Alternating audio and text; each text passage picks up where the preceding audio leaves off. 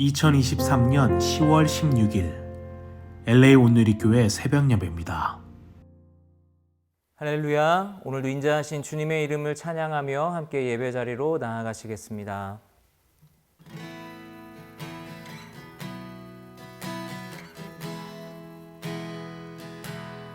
아침에 주의 인자하심을 나타내시며 밤마다 주의 성실하심을 베품이 좋으나이다. 아침에 주의 인자하심을 나타내시며 밤마다 주의 성실하심을 베품이 좋으나이다. 여호와께 감사하며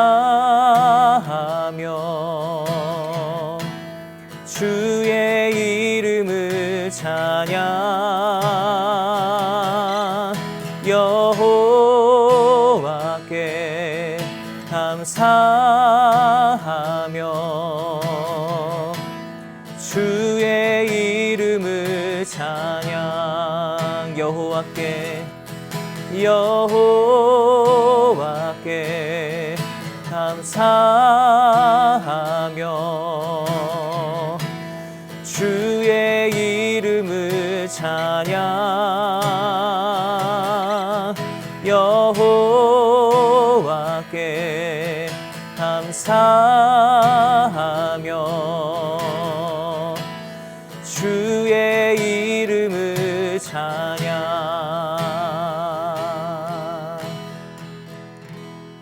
아멘. 오늘 말씀은 에베소서 1장 1절부터 14절까지입니다. 하나님의 뜻에 따라 그리스도 예수의 사도가 된 나 바울은 에베소에 있는 성도들과 그리스도 예수 안에 있는 신실한 사람들에게 편지를 씁니다. 하나님 우리 아버지와 주 예수 그리스도의 은혜와 평강이 여러분에게 있기를 빕니다. 하나님 곧 우리 주 예수 그리스도의 아버지를 찬양합니다. 하나님은 그리스도 안에서 하늘에 속한 모든 신령한 복으로 우리에게 복을 주신 분이십니다. 하나님은 세상이 창조되기 전에 그리스도 안에서 우리를 선택하셔서 사랑 가운데 그 앞에 거룩하고 흠이 없게 하셨습니다. 하나님은 그분의 기뻐하시는 뜻을 따라 우리를 예정하셔서 예수 그리스도로 말미암아 하나님의 양자가 되게 하셨습니다. 이는 하나님이 그분의 사랑하시는 아들 안에서 우리에게 거저 주신 하나님 은혜의 영광을 찬미하게 하기 위한 것입니다. 그리스도 안에서 우리는 하나님의 은혜와 풍성함을 따라 그분의 피로 구속, 곧 죄사함을 얻었습니다. 하나님은 우리에게 모든 지혜와 총명을 넘치게 하셔서 그리스도 예수 안에서 미리 세우신 하나님이 기뻐하시는 뜻을 따라 하나님의 뜻의 비밀을 우리에게 알리셨습니다. 이는 때가 차면 그리스도 안에서 하늘에 있는 것들과 땅에 있는 것들을 모두 통일시키고자 하는 것입니다. 그리스도 안에서 그분이 원하시는 의도대로 모든 일을 행하시는 분의 계획에 따라 우리가 예정함을 입어 유업을 얻었는데, 이는 그리스도 안에서 먼저 소망을 가진 우리로 하여금 하나님의 영광을 찬미하게 하기 위한 것입니다. 그리고 여러분도 그리스도 안에서 진리의 말씀, 곧 여러분을 위한 구원의 복음을 듣고 또한 그리스도 안에서 믿어 약속하신 성령으로 인치심을 받았습니다. 이 성령은 우리의 유업의 보증이 되시는데, 이는 하나님의 소유된 백성을 구속하기 위함이며 또한 하나님의 영광을 찬미하도록 하기 위한 것입니다. 할렐루야. 10월 16일 월요일 아침입니다. 오늘도 하나님의 말씀으로 하루를 시작하시는 성도 여러분의 삶에 하나님의 평강이 함께 하시기를 예수님 이름으로 축복합니다. 자, 오늘부터 시작해서 에베소서 묵상이 계시가 됩니다. 우리가 지난 3월 달에 에베소서 말씀을 교회적으로 함께 살폈는데요. 개인적으로 에베소서 말씀을 개인적으로 큐티하시는 시간을 통해서 다시 한번 교회를 향한 하나님의 소망을 붙잡을 수 있는 좋은 시간 되시기를 주님 이름으로 축복합니다. 오늘은 그 첫 번째 시간으로 에베소 1장 1절에서 14절 말씀으로 하나님이 우리에게 주신 신령한 복이라는 제목의 말씀을 함께 나누려고 합니다. 에베소서는 사도 바울이 로마에 옥중에 썼던 서신 중에 하나로서 에베소 교회뿐만 아니라 주변에 있는 교회들에게 회람되도록 보내었던 편지입니다. 모든 교회 성도들에게 신앙생활의 일반적인 원칙을 가르치는 목적이 있습니다. 그렇기 때문에 에베소서를 묵상하다 보면 참다운 교회가 과연 어떤 교회인가 그 이상을 발견하게 됩니다. 특별히 오늘 내일 살필 1장 말씀에 보면 교회의 일원이 된 신자들이 하나님에게 신령한 복을 받았는데 그 내용이 무엇인지를 밝히고 있고요. 더 나아가서 우리의 신앙 속에 깊어져야 될 부분에 대해서 말씀해 주고 있습니다. 오늘 이 아침에도 우리에게 지혜와 계시의 정신을 주셔서 신령한 복을 깨달을 수 있는 은혜가 있기를 예수님 이름으로 축복합니다. 먼저 1절로 3절 에베소서를 시작하는 바울의 문안 인사를 보겠습니다. 1절에서 3절 함께 읽습니다. 시작. 하나님의 뜻을 따라 그리스도 예수의 사도가 된 나 바울은 에베소에 있는 성도들과 그리스도 예수 안에 있는 신실한 사람들에게 편지를 씁니다. 하나님 우리 아버지와 주 예수 그리스도의 은혜와 평강이 여러분에게 있기를 빕니다. 하나님 곧 우리 주 예수 그리스도의 아버지를 찬양합니다. 하나님은 그리스도 안에서 하늘에 속한 모든 신령한 복으로 우리에게 복을 주신 분이십니다. 아멘. 바울은 이 편지를 받는 신자들에게 성도, 그리스도 예수 안에 있는 신실한 사람들이라고 부릅니다. 성도란 말은 거룩한 무리란 뜻의 한자말이죠. 하나님께 바쳐져서 세상과 구별된 백성이라는 의미를 갖습니다. 그러므로 성도들은 세상 사람들과는 달리 하나님의 말씀을 가치 기준으로 삼고 하나님의 법도대로 살면서 하나님의 복음 역사의 쓰심을 받도록 따로 떼어놓은 무리들입니다. 특별히 이 부르심을 받았다라는 의미의 에클레시아라는 교회에 관한 단어가 있는데 불러 세워 구별하여 두었다 이런 의미를 갖습니다. 그러니 이것은 신자된 우리의 수준이 결코 세상과 같을 수 없다는 것을 보여주는 용어입니다. 자, 이어서 바울은 은혜와 평강으로 인사합니다. 은혜란 것은 우리 인생을 향하신 하나님의 변함없는 사랑을 의미하는 것이죠. 평강은 하나님과 우리 사이의 온전한 관계를 의미합니다. 여러분, 이처럼 은혜와 평강으로 인사하는 것이 가장 좋은 인사입니다. 서울에 보면 은평구라고 있지요. 원래 그것은 은혜와 평강으로부터 출발된 것은 아닙니다. 그런데 은혜와 평강을 줄이면 은평이 되니까 은평구에 있는 교회들이 제일 은혜로운 지역에 교회가 있다 이렇게 자랑하는 내용을 들은 적이 있습니다. 자, 우리가 누군가를 만날 때 하나님의 은혜와 평강이 함께 하시길 원합니다. 이렇게 인사하시는 것 너무나 좋을 것 같습니다. 자, 그런데 여러분, 현재 바울이 어느 곳에 어떤 처지에 있습니까? 바울은 로마에서 쇠사슬에 매인 채 현재 감옥에 갇혀 있습니다. 그런데 이 편지를 쓰기 시작하면서 바울이 편지 서두에 자기의 처지를 한탄하거나 아니면 빨리 석방이 돼야 되는데 라는 식의 조바심을 내고 있지 않지요. 오히려 그는 하나님의 은혜와 평강을 노래하고 있습니다. 특별히 3절 말씀에 보면 한글 성경으로는 마지막 부분에 찬양합니다 이렇게 되어 있지만 헬라어 성경은 오순이 거꾸로 되어서 3절을 시작할 때 찬양합시다 라는 말로 시작합니다. 은혜와 평강의 인사가 끝나자마자 찬양합시다라고 제안하고 있지요. 아마도 사도 바울은 이 감옥이라는 극한 어려움의 형편 속에서도 하나님이 자신에게 주신 신령한 복을 기억하고 있기 때문에 환경을 뛰어넘는 담대함 뿐만 아니라 기쁨이, 또 찬송의 감동이 그와 함께하는 것을 확인하게 됩니다. 여러분, 세상에 속해 있는 복은 마치 회전하는 그림자와 같다, 이렇게 표현할 수 있습니다. 그림자가 회전한다는 말은 그 실체가 계속 변한다는 것이죠. 영원하지 않다는 그런 의미입니다. 여러분, 세상의 복이란 것은 손에 잡은 듯 하다가 금방 보면 또 마치 손가락 사이로 사라지는 모래처럼 그렇게 사라져버리고 말지요. 그러나 예수님 안에 있는 하늘에 속한 복의 특징은 영원하다는 것이고, 우리 영혼을 살린다는 특징을 갖고 있고, 또한 참된 만족을 준다는 특징을 갖고 있습니다. 세상에 주는 복을 받은 사람이 있으면 그 옆에 사람은 배가 아프게 되어 있습니다. 이웃이, 사촌이 땅을 사면 배가 아프다. 사촌이 땅을 사면 배가 아프다. 세상에서 복을 많이 받으면 그 주변에 불편한 사람이 생깁니다. 그러나 우리가 하나님에게 은혜를 받으면, 여러분, 그것으로 옆 사람이 배 아플 일이 없지요. 오히려 우리가 하나님께 받은 은혜를 나누어 줄 때 내가 복 받는 것뿐만 아니라 옆 사람도 함께 복을 받게 되는 것이죠.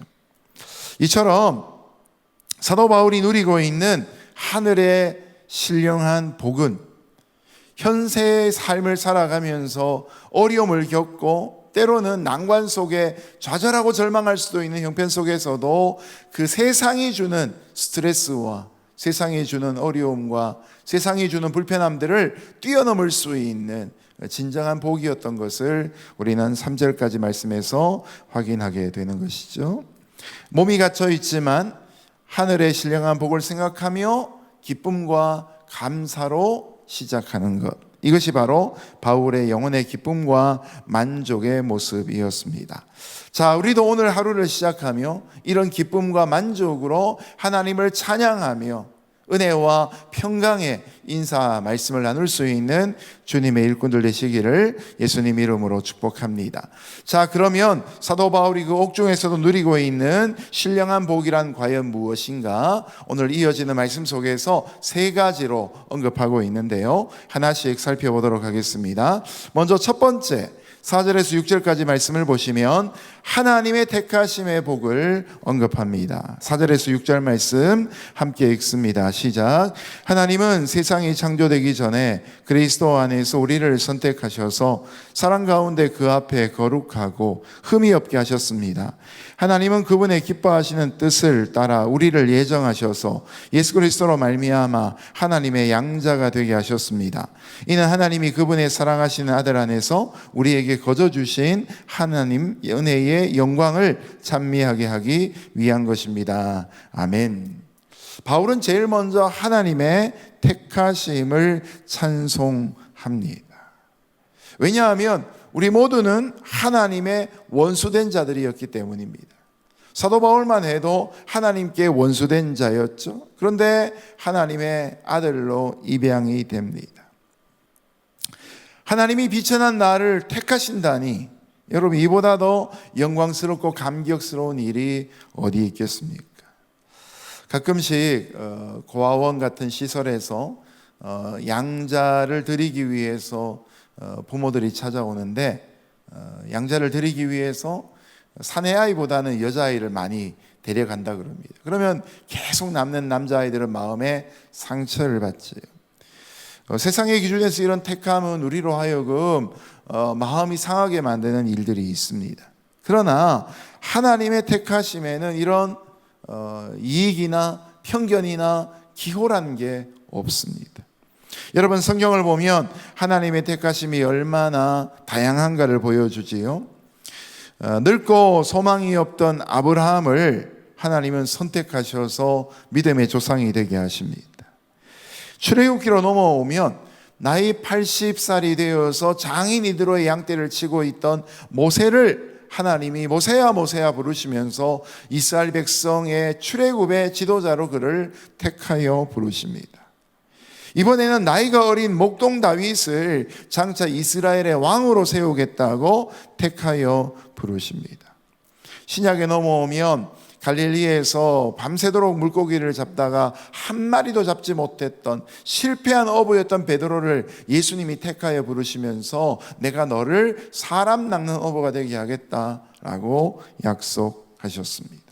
여러분, 그렇듯이 바울도 교회를 핍박하고 하나님의 원수 노릇을 하고 있던 사람인데 하나님이 그 다메섹 가는 성에서 정면으로 그를 막아서시면서 내가 너를 택했다, 너는 나의 쓸 그릇이다라고 말씀하지 않으셨습니까? 여러분, 이처럼 원수 노릇하고 있던 우리를 택하신 하나님의 은혜를 생각해 보면 우리 입술에 찬송이 절로 나올 수밖에 없지요. 예전 찬송가 중에 이런 찬양이 있지요. 만입이 내게 있으면 그 입 다 가지고 우리 구주 예수님의 은총을 찬양하겠다는 이런 가사가 나오는 찬양이 있습니다. 여러분, 사도 바울만 그러겠습니까? 아브라함만 그러겠습니까? 모세나 다윗뿐만 아니라 우리도 이런 찬송의 주인공이 될 수 있습니다. 자, 이 택하심은 창세 전에 그리스도 안에서 이루어진 것입니다. 창세 전이라는 것은 우리의 의지나 우리의 뜻이나 우리의 노력과 관계없이 순전히 하나님의 판단 100%로 이루어진 것이다, 이런 의미를 갖습니다. 이런 걸 보고 하나님의 섭리라고 표현합니다.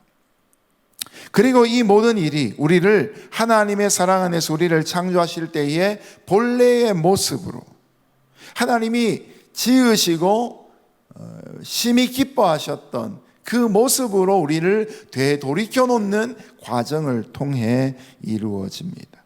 하나님이 왜 우리를 택하셨습니까? 택하고 만 것으로 끝난 것이 아니라 우리를 택하셔서 원래 그 아름다웠던 하나님이 기뻐하시던 그 모습으로 돌려놓고자 하는 회복이 잇따르고 있는 것이죠. 그렇게 우리가 본래의 모습을 하나씩 회복하며 변화되어 갈 때 우리는 계속 하나님의 은혜와 그 영광을 찬미하게 되는 것입니다. 우리의 회복을 통해 하나님은 찬송을 받으시는 것이죠. 우리가 이 땅에서 가장 감사할 일은 하나님의 택하심으로 우리가 하나님의 자녀가 된 것이고, 그리고 예수님 안에서 본래의 거룩하고 흠이 없는 모습으로 성화되어져 가는 과정입니다. 그런 의미에서 오늘도 하나님의 택하심을 찬송하며 기쁨으로 하루의 삶을 감당하시는 저와 여러분 되기를 주님 이름으로 축복합니다. 두 번째 우리에게 있는 신령한 복은 죄사함의 복입니다. 7절에서 10절 말씀 같이 읽습니다. 시작. 그리스도 안에서 우리는 하나님의 은혜의 풍성함을 따라 그분의 피로 구속 곧 죄사함을 얻었습니다. 하나님은 우리에게 모든 지혜와 총명을 넘치게 하셔서 그리스도 예수 안에서 미리 세우신 하나님이 기뻐하시는 뜻을 따라 하나님의 뜻의 비밀을 우리에게 알리셨습니다. 이는 때가 차면 그리스도 안에서 하늘에 있는 것들과 땅에 있는 것들을 모두 통일시키고자 하는 것입니다. 아멘. 두 번째로 우리가 받은 신령한 복은 구속 곧 죄사함을 받은 것입니다. 사람이 많은 것을 소유하였다 할지라도 그 결말이 파멸이라면 그것은 무슨 소용이 있겠습니까? 그러나 그런 삶을 살아가고 있던 파멸 직전에 있던 바울은 예수님이 그를 맞이하심으로 구원을 받은 사람입니다. 그런 의미에서 역전의 은혜의 주인공이었던 이 바울은 일평생을 하나님의 은혜의 빚진 자로 살아갑니다. 9절 말씀에 보면 본래 하나님의 죄사함의 선물은 숨겨져 있는 비밀이었습니다. 여러분, 사람들은 원래 스스로가 죄인인 줄 모르고 막 살아갔습니다. 더 나아가서 어떻게 죄가 용서를 받는지도 모르고 막 살아갔습니다. 그러다가 부지 중에 무지 중에 멸망당하는 것이 인간의 모습이었죠. 그러나 때가 되자 하나님이 인간들에게 모든 지혜와 총명으로 넘치게 하시면서 구원의 비밀을 알려주셨습니다. 성령을 통하여 우리가 죄인인 것을 깨닫게 하시고 우리가 어떻게 하면 이 죄의 근본에서부터 구원받을 수 있는지 예수 그리스도의 십자가를 통한 복음의 진리를 깨닫게 하셨습니다. 여러분, 구약에 있던 수많은 제사 제도에 대해서 얼마 전에 묵상했던 히브리서 같은 경우에는 정통한 신학으로 믿음이 무엇인가를 보여주고 있지 않습니까? 의인은 오직 믿음으로 말미암아 살리라. 그 결론적인 말씀이 나오기까지 인간의 지혜나 인간의 노력이 아니라 성령님의 깨닫게 하심이 있었던 것이죠. 여러분, 이런 구원의 역사가 이루어질 때 하나님이 예정하신 대로 때가 되매 예수 그리스도를 보내셔서 구원을 완성하시고 이 일로 인하여 하늘과 땅에 있는 모든 것들이 다 그리스도 안에서 통일되는 역사가 이루어졌습니다. 죄는 갈라놓고 분열하고 죄는 죽이는 것이고 죄는 희생시키는 것에 불과했지만 이 죄로 인한 분열을 강력한 법이나 인간의 제도로 해결할 수가 없었는데 하나님 안에 감춰져 있던 그 구원의 비밀이 예수 그리스도를 통해서 이 땅에 나타남으로 예수님의 피로 우리가 죄사함을 받고 사람들 속에 일치가 하나됨이 이루어지게 된 것이죠. 그러므로 하나님과 인간 사이에, 인간과 인간 사이에 막혀있던 어떤 장벽도 다 허물어지게 되고 하나님 안에서, 그리스도 안에서 하나가 되는 비밀이 이루어진 것입니다. 오늘도 죄사함의 복, 신령한 복을 받은 저와 여러분이 이 열린 마음을 가지고 구원을 향하여 가는 믿음의 역사를 통해서 세상에 막힌 담을 허무는 일들이 있기를 주님 이름으로 축복합니다. 그리고 믿음을 가진 사람들은 서로 한 마음으로 한 목적으로 한 성령 안에서 한 하나님을 섬기는 일들이 계속되기를 주님 이름으로 축복합니다. 오늘 이 아침에도 우리가 세상의 화평을 위하여 기도할 수 있기를 예수님 이름으로 축복합니다. 마지막 세 번째로 우리에게 주어진 신령한 복은 바로 하나님의 기업의 복입니다. 11절에서 14절까지 말씀입니다. 같이 읽습니다. 시작. 그리스도 안에서 그분이 원하시는 의도대로 모든 일을 행하시는 분의 계획에 따라 우리가 예정함을 입어 유업을 얻었는데 이는 그리스도 안에서 먼저 소망을 가진 우리로 하여금 하나님의 영광을 찬미하게 하기 위한 것입니다. 그리고 여러분도 그리스도 안에서 진리의 말씀 곧 여러분을 위한 구원의 복음을 듣고 또한 그리스도 안에서 믿어 약속하신 성령으로 인치심을 받았습니다. 이 성령은 우리의 유업의 보증이 되시는데 이는 하나님의 소유된 백성을 구속하기 위함이며 또한 하나님의 영광을 찬미하도록 하기 위한 것입니다. 아멘. 우리에게 있는 신령한 복은 예수님 안에서 우리를 하나님의 기업되게 하신 것입니다. 여러분, 여기 등장하는 우리라는 표현이 반복됩니다. 우리가 예정함을 입어 라는 표현이죠. 우리로 하여금 이라는 표현들이 나옵니다. 이 우리란 것은 1차적으로는 하나님의 크신 뜻 가운데 유대인들을 택하셨던 일들을 말합니다. 하나님은 유대인을 택하셔서 먼저 하나님의 기업이 되게 하셨습니다. 그리고 그들이 복을 받아서 그 다음 단계로 하나님의 복이 흘러가기를 원하셨습니다. 그러면 유대인 옆에 있는 사람들이 또 하나님의 기업이 되기를 바라셨던 것이죠. 예수님께서 제자들에게 사명을 맡기시면서 예루살렘만 얘기하신 것이 아니라 예루살렘과 온 유대와 사마리아와 땅끝까지 이르러라고 말씀하지 않습니까? 바로 하나님이 한 존재를 유업으로 삼으면 그가 시드가 되어서 씨가 되어서 그 씨가 이제 옆 사람에게 생명을 전하고 전한 일들이 반복되게 되는 것이죠. 그래서 구약엔 이스라엘 백성들이 제사장 나라 거룩한 백성 하나님의 소유가 되었습니다. 더 나아가 하나님은 그 이스라엘을 예수님 안에서 하나님의 영광의 찬송을 삼아 그들을 통해 하나님의 영광을 세상 만방에 드러내고자 하셨습니다. 그런데 문제는 이스라엘이 강박한 마음으로 자기들이 받은 그 복음을 전하지 않고 결국 막힌 담처럼 역사하고 말았던 것이죠.